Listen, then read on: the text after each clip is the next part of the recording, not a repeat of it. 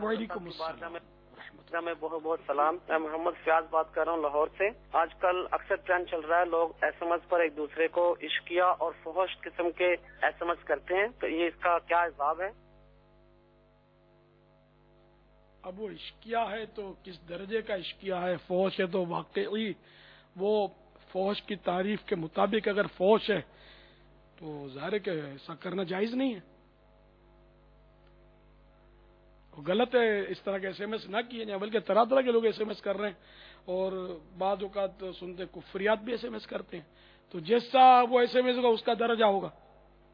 بعض لوگ کہ وہ حدیثیں ایس ایم ایس کرتے ہیں اور حدیثیں وہ بظاہر اس کو حدیث کہتے ہیں لیکن کوئی اس کا مضمون عجیب و غریب اور غریب و عجیب ہوتا ہے بعض اوقات, پھر اس کو فارورڈ بھی کرتے ہیں. ہاں, انگلش میں وہ وما ارسلناک الا رحمت للعالمین اس بار چلی تھی انگلش میں. اس کو کسی نے ثواب سمجھ کر کیا ہوگا بیچارے نے, لیکن یہ جائز نہیں ہے کیونکہ وہ قرآن پاک عربی میں اترا ہے اور وہ عربی ہی میں اس کا رسم الخط رہے گا. دوسری زبان میں اس کو کرنے جائیں گے نا تو اس کے جو مخارج قراء حضرات نے متعین کیے ہیں قرآن و حدیث سے سیکھ کر سمجھ کر, تو وہ مخارج اس میں ڈسٹرب ہو جائیں گے. اب جیسے کہ وما ارسلناک, یہاں تک چلو آپ بولو کہ وہ چل, مگر ایس بھی تو گڑبڑ ہے نا. ایس میں سین بھی ہے, سواد بھی ہے اور ہو سکتا ہے سا بھی ہو. سا میں بلکہ ٹی ایچ لیتے ہیں حدیث کو, حدیث یا حدیث جو بھی یہ پڑھتے ہوں ٹی ایچ لیتے ہیں. تو اب وما ارسلناک کا جو سین ہے یا سواد ہے یہ کیسے پتا چلے گا اس میں کہ اس کا ایس ہی ہے.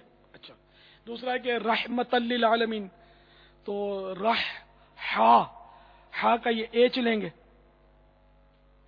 اور آر کے بعد یہ اے لیں گے. اب تو رحمت للعالمین ہے یا ر پڑھیں گے, را پڑھیں گے, کیا پڑھیں گے, رے پڑھیں گے. بعض اوقات اے رے کے لیے بھی لوگ پڑھ جاتے ہیں. پھر ہا, تو اس میں دو چشمی ہا جو ہے وہ بھی ہے اور جیم ہا جو ہے وہ بھی ہا, حلوے والا ہا, حلوے والی ہا. اس طرح یہ کہ وہ معجون مرکب بن جاتا ہے.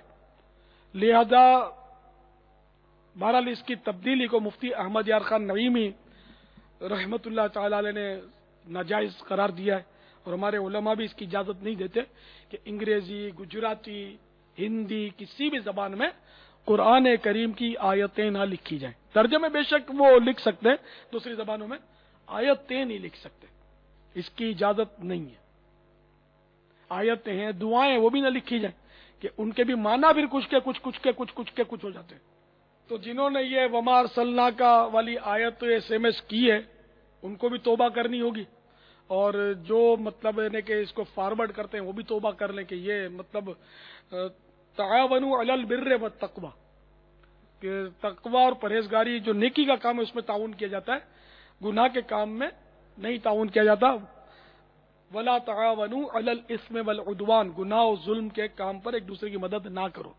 تو یہ اس طرح آیتیں لکھنا انگریزی میں, گجراتی میں اور اس طرح کی زبانوں میں یہ اجازت نہیں شریعت میں, صرف عربی میں آیات مقدسہ لکھی جائیں. بلکہ یہ بھی ایک اس کا مدنی پھول میں آپ کو عرض کر دوں جو میں نے مفتی احمد یار خان علیہ رحمت الحنان کے فتاوی میں پڑھا تھا, فتاوی نعیمیہ میں غالباً پڑھا تھا, انہی کے فتوے میں, کہ قرآن کی آیتوں کا رسم الخط بھی عام عربی کی رسم الخط سے ممتاز رکھا جائے. اس کا بس ایک فکس رسم الخط ہو کہ آدمی اس کو اور عام عربی جو جملے ہوتے ہیں اس میں فرق کر سکے.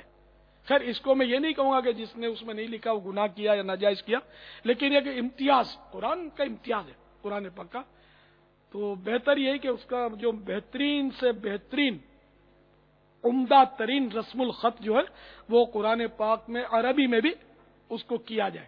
صلو علی الحبیب صلی اللہ تعالی علیہ